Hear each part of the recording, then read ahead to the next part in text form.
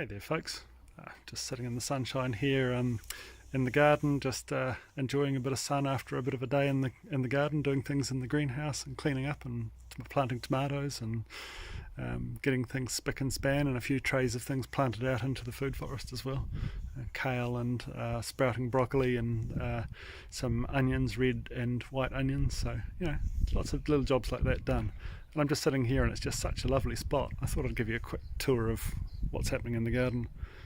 Let's start right over here. This is a black boy peach. It's only fruited about maybe about half of the tree last year, but we've just finished the black boy peaches for the year and we're in September now. We kind of have a gap of 5 or 6 months before we get the next lot of it, but it's covered in blossom. It's just about to come into flower, and the far side of it is actually just starting to come into flower around there. Beside it there's an olive we rescued from my father-in-law's courtyard garden and planted, and it's just covered in sprouts. It's just about to start really going for it. There's a dessert apple here, Jonathan, cider apple in the back there, ladyfinger.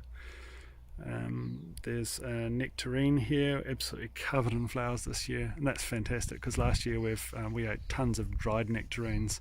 We only discovered them fairly late in the season when we were getting sick of eating them, but they're absolutely divine, so looking forward to tons of fruit off that. In the front there, it's hard to see, I can't really zoom in with this on my phone. There's a stone fruit that we kept, and we didn't really know what it was. We thought it might have been an almond, but it's got exactly the same blossom on it as the nectarine, so I'm hoping for another nectarine tree there, which is great. Behind it there's a plum that's done really well. So much fruit up high, and we don't actually like them that much, but it's great. It'll keep the blackbirds and thrushes happy, and they'll keep the rest of the garden happy. There's a grafted pear in the middle here, and that looks like a big gap, big spot of house. Well, right around that area there is going to end up being filled with this pear, so looking forward to that. There's another little volunteer plum just in there. It's pretty hard to see, I think, on this camera, sorry. In the back there's an almond.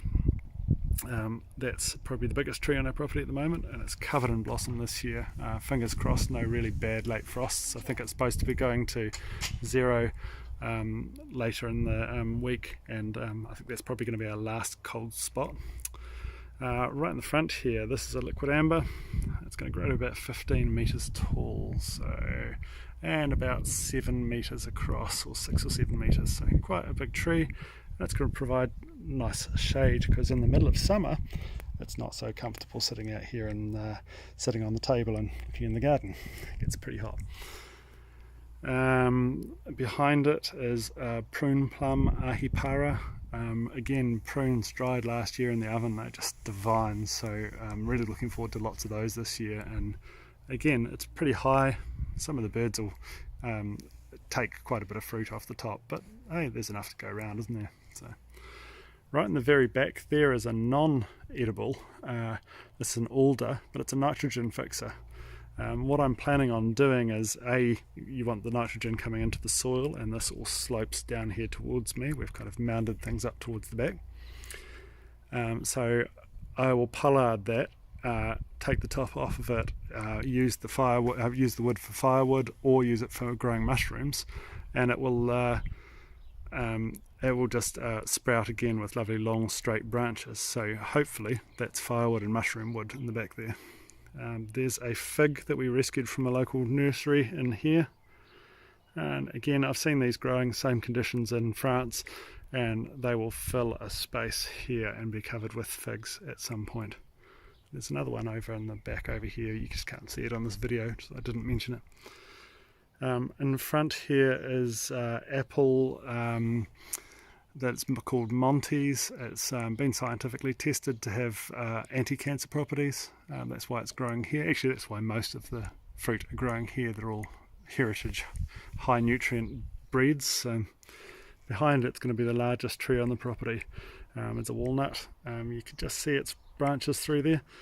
Well, that's going to be filling this space at some point, so lovely.